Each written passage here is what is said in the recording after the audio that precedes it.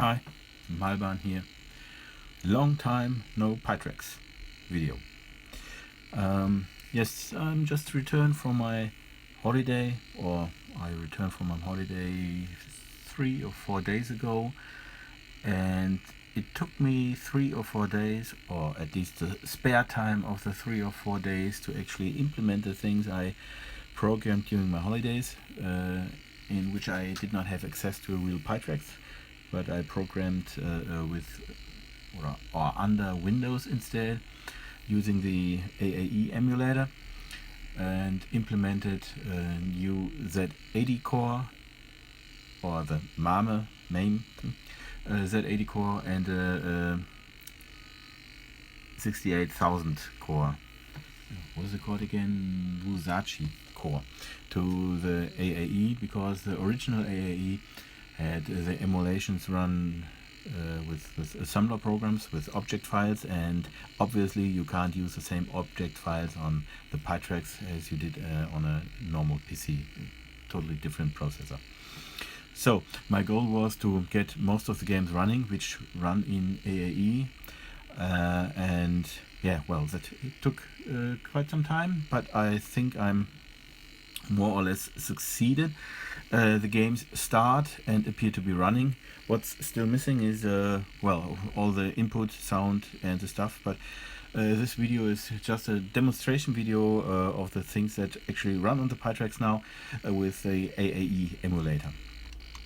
For that I'm going to Aae Emulator. This is right now the last one in the menu, and I have not done singular menu entries for each of the emulators supported by Aae, but this is a scrollable ROM selection, so to say. I think sometimes in the future I will stop supporting different emulators with the PiTrex. Stop.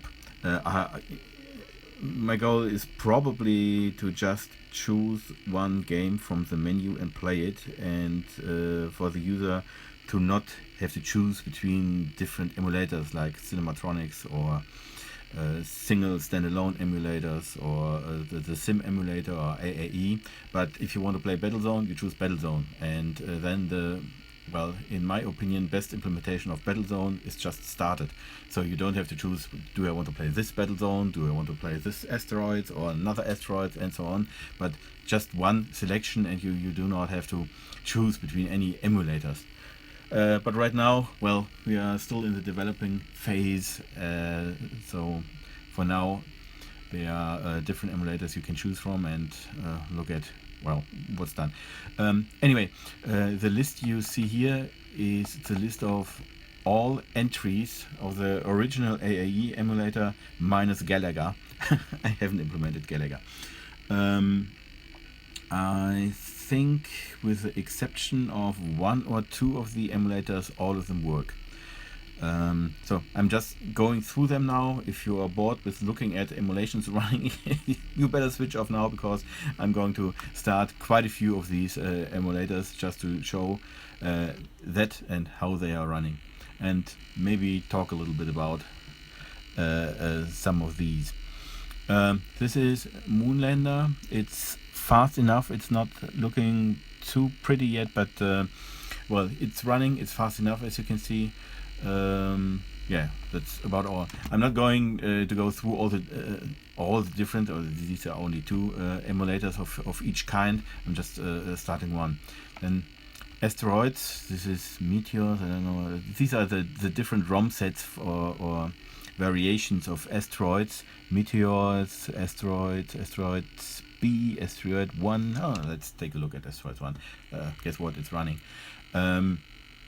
Actually, the core used at the moment for the 6502 processor, was it 2 or 10? I always mix them up. Is a one from Neil Bradley, and it's a C core. I do not totally trust the C core as of now. I still will probably at one stage do some debugging with it. I'll show you later why I think that. Okay, Asteroids is running. Then Asteroids Deluxe, We haven't seen that running well on the PiTrex yet. The sim emulation, for I don't know what reason, does not display Asteroids Deluxe correctly. I have never really looked at it, I must admit. Anyway, Asteroids Deluxe is running with AAE, and I'll probably use that then before I start debugging another emulator, just well for the sake of it. The dip switches are here, as you can see, set to German. Yeah. Then Asteroids Deluxe, another Omega race. This is which took me ages to get running. What you see now, this is a Z80 core running Omega race, and it's actually two Z80 cores, one for sound, one for the game. The original AAE used a similar Z80 cores of Neil Bradley, after some searching I found the C core of Neil Bradley, and I had a hell of a lot of trouble to get it running, and I decided to switch in the Mame Z80 core, and guess what, after I implemented the Z80 core of Mame, I discovered it had the same difficulties as Neil's, and this is an interesting phenomenon. The core stopped right here. This screen was not displayed anymore, just the high score screens. And I can show you the bug, so to say, in AAE actually, that caused this. And funny enough, it's only a bug if you use a GCC compiler. It's not a bug, so to say, if you use a Microsoft compiler. This is why it was never discovered before. I can show you right now the source lines for this. Here you see this is the actual vector generator source code, and you see the case which case is it? C000 and D000. This is the stack of the vector generator, and you see that the stack pointer is assigned with SP equals SP++, or SP equals SP minus minus. And in Microsoft, the Microsoft compiler correctly assigns the stack pointer then. The GCC compiler does not. Well, actually the SP equals has to be left out, which is more correct. Anyway, I don't know if it's really defined somewhere in the C literature, if you are allowed to use that, or what the behavior must be. But anyway, here the two compilers behave differently, and that took me some time to find this bug. Anyway, now that I found this bug, I have to admit that Neil Bradley's Z80 core, the C Z80 core, also runs correctly, at least after I fixed some other C bugs. So what you see actually now is the Neil Bradley Z80 core, because it's nearly twice as fast as the current Mame core.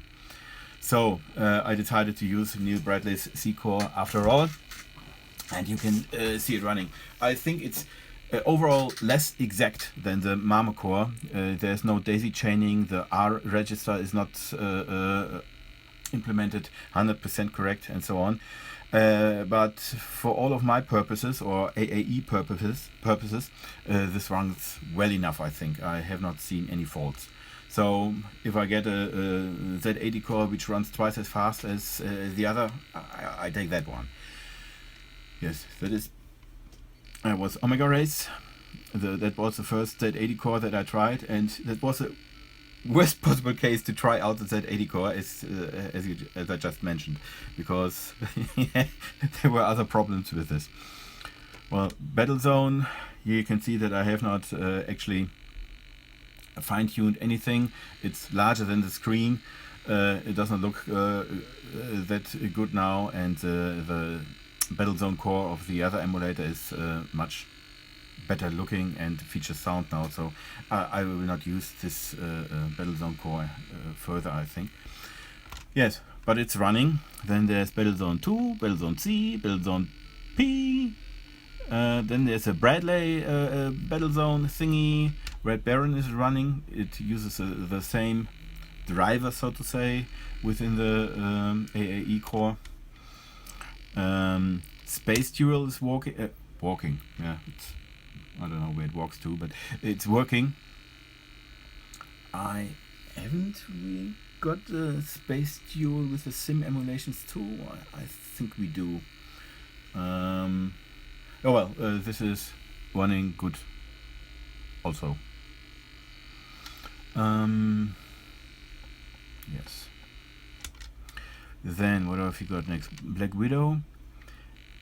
Here is one thing. This is also a 6502 game, and this is one of the things I think there might be a problem, a slight problem with the 6502 core of Niels, because here the game appears to be running, but actually the spider should grab below dollar signs and show you the points you get for them, and it doesn't move.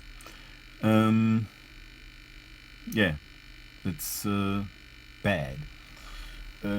This is where I suspect that some flag handling possibly, or some strange tiny little thing might not be correct in the 6502 core.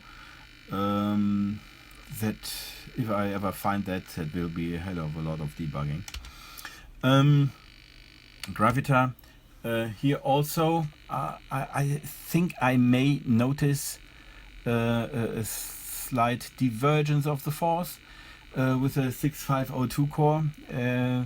If you watch further, the Gravita here, you see the letters should be moving in and out, not regularly, but per random, and it doesn't do that. Also, the shot of the below turret always goes in the same, more or less stupid direction, not in the direction of the actual enemy. These are slight things which I might think might be due to the to a not 100% correct 6502 core. Yeah, if anybody knows anything about that, please contact me. Yes, then there are a whole of a lot variations of Gravita. This Graph P I think is not working because I do not have a correct ROM set for that. Lunar Battle, this is also Gravita actually. Tempest, I'm not going to load this. This is Tempest M.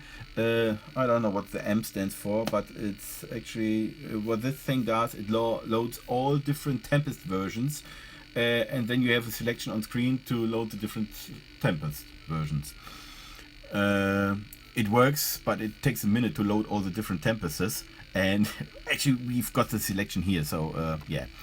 Tempest in its variations is, as far as I can see, is working.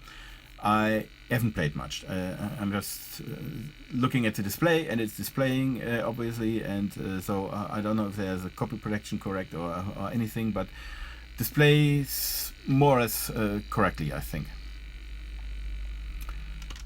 Yeah, and then there are derivates of Tempest, Tempest 3, Tempest 2, Tempest 1, Tempest Tube, Alien Storm is also a Tempest, Vortex is a Tempest, V-Break.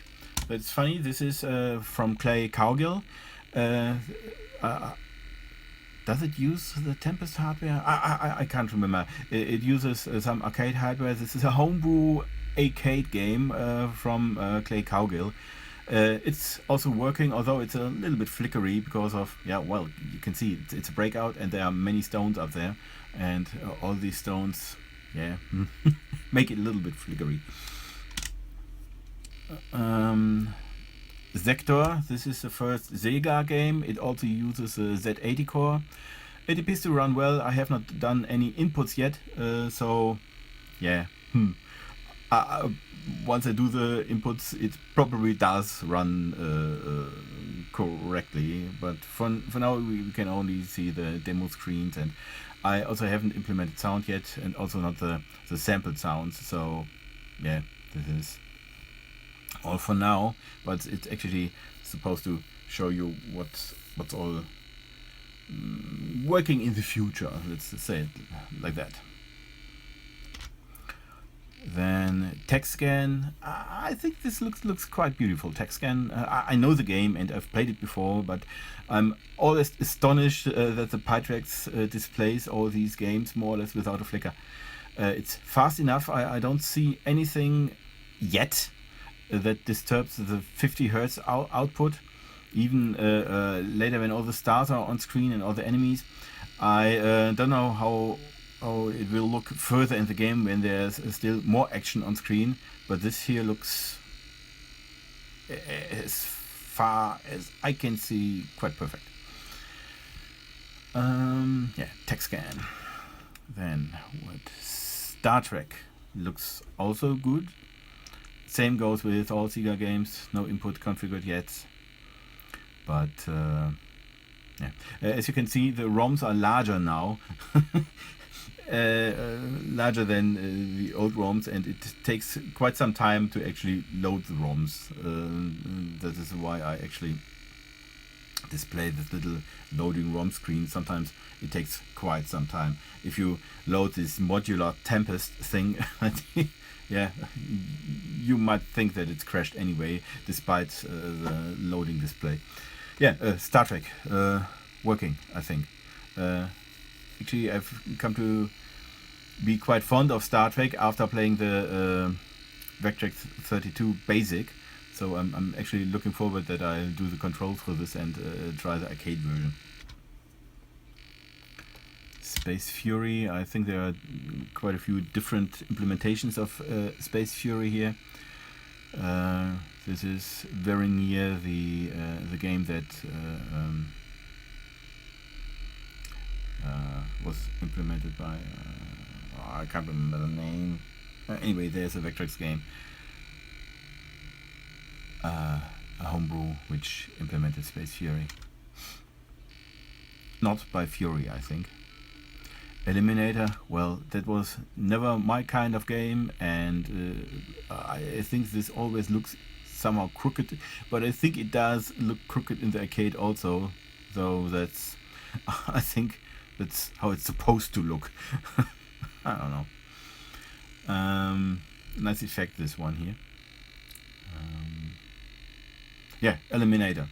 Then there's a whole lot of variations on Eliminator. I think one of them is not working 100% correctly. I don't know, perhaps it's even a faulty ROM, I don't know. Major Havoc is still working. Actually, this might look a bit better than before, because there was another, well, sort of bug I fixed with the AAE core. The timing for the screen printing was aligned with the CPU, and with the raster displays it does not really matter, because the lines were kept in a cache, and if a line was there before, then it was drawn. It was not drawn again, but due to the way the Vectrex interface library works, and the Vectrex actually works and outputs vectors, it could happen that every 10th or 100th or so frame was drawn double. So all vectors on screen were drawn twice in one frame. If you usually display, I don't know, 500 vectors, then in one of the frames 1000 vectors would be displayed. This had to do because the timing was not 100% correct between the actual emulation running, the video output, and the Vectrex interface core.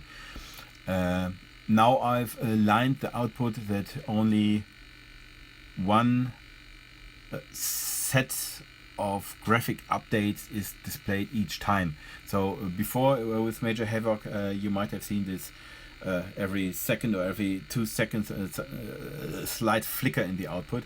This is gone now. Actually, that also took me quite a while to find. These are things that are, in my opinion, very hard to find. Then there are these different major Havoc variations. They all start and I think work now. Star Wars, well, this still looks gruesome and I haven't done any more work on it because it's really slow.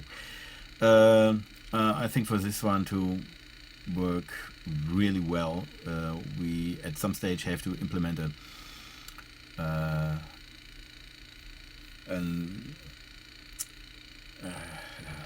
SBT, static binary translation of the 6809. And last time I heard of it, Graham was working on it and he was going to tell me when he was finished, but I think then he started again something else, so I don't know when or whether or he will come back to this again. But for now I will leave Star Wars, sorry, more or less alone.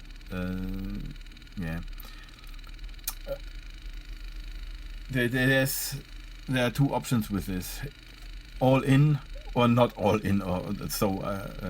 And all in would also mean I would look further at the Star Wars code, and for this code text, for example, I would only display 3 lines or something like that, and in game I would reduce some vectors which are not possible, like Thomas did. But that would be an all-in options, and I'm not ready for that yet. So this is more a demo of what could be done. Star Wars, and there's the next Star Wars, and this is Quantum. Quantum is the only game in AAE which uses a 68K core. This is also a core I implemented newly, not completely new. I copied more or less from Mame. I do not use the Mame core. The Musashi core is also distributed separately from Mame, but I implemented it in AAE. The original core, the Starscream core, was also assembler generated and quite a lot faster. I think the C core might be fast enough for Quantum. In the back of my mind, I'm thinking about implementing mouse support for Quantum, so that you can play the game actually with a mouse. I've got the USB driver running with the PiTrex and it supports keyboard, and I don't know why it should not be possible to also use the mouse. But this is also some future project to implement mouse support.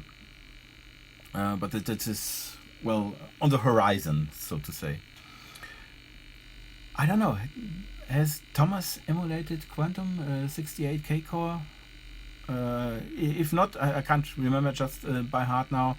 If not, this is the first Vectrex Quantum that we see, apart from homebrews.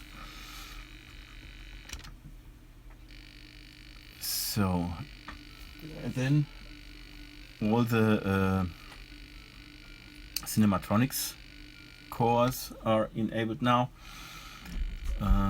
Actually, they, in my opinion, look quite a lot better than the old Cinematronics core that we've got. All games appear to be working perfectly, well, minus the joystick support. Which one? This is Star Castle. I don't know, does Star Castle work with the other core? I can't actually remember whether I've seen it or not. And with the other Cinematronics emulator, it is a major hassle to support the input controls, and I think AAE does help quite a lot here. So yeah, I hope to get this running soon, or at least, as you can see, these are quite a lot of emulators, and all of these emulators and somehow have to look at singularly to support the input controls and sound controls and so on. So this will take quite some time to actually get them all running at a usable stage. Yeah. So don't really wait for it, or you are invited to join the group and help out and actually do some programming to support the inputs or whatever, or implement new cores, or rip off. I don't know. I'm not going to tell Ghana. These are all working. All the cinematronics are working more or less perfectly. And the screen size is not 100% correct yet, but at least the alignment of the screen is now correct, which I already looked at. Boxing Bugs looks a bit better than the other Aae Emulator. It actually looks like, well, Boxing Bugs. It starts with a demo mode, so to say. I think the other one did not, but that might be dip switches. I'm not sure. War of the Worlds is working correctly. Oh, it's starting correctly. Yeah, as I said, no inputs. I haven't played the game, but if it runs so far, I think it's more or less safe to say that it will work. Yeah. The next game that would be on the list here would be Galaga, and this one I dropped out. So these are all. This is more or less the original AAE menu displayed here, and they are all working. Yeah. Then there's one other thing I'm just thought about that I can show you. This is the Elite demo. I also continued with that, but not much. It's if you have any wishes, whether I should continue more with Elite or more with AAE, you can actually drop a note or tell me. Then I take counts and look at what I should look next. Yeah, I didn't do much with Elite. The only thing I did was to support keyboard. So now I can use the keyboard. I used to use the keyboard. Which key must I press? I did not compile the correct version here. Yes. Anyway, what you can do now is actually use the keyboard to enter things with Elite and, yeah, well, more or less play it actually. There are some slight screens which I have not implemented. The original Elite supports circles on screen, and obviously it's not very easy to display circles on the Vectrex. I have to implement a routine to display circles or polygons with a certain number of corners, which I haven't done yet.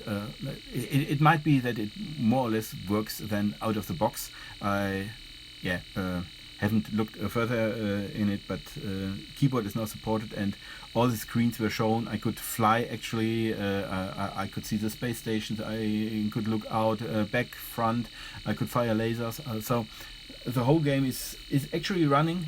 Yeah. Okay, that's all current PiTrex for now. Thanks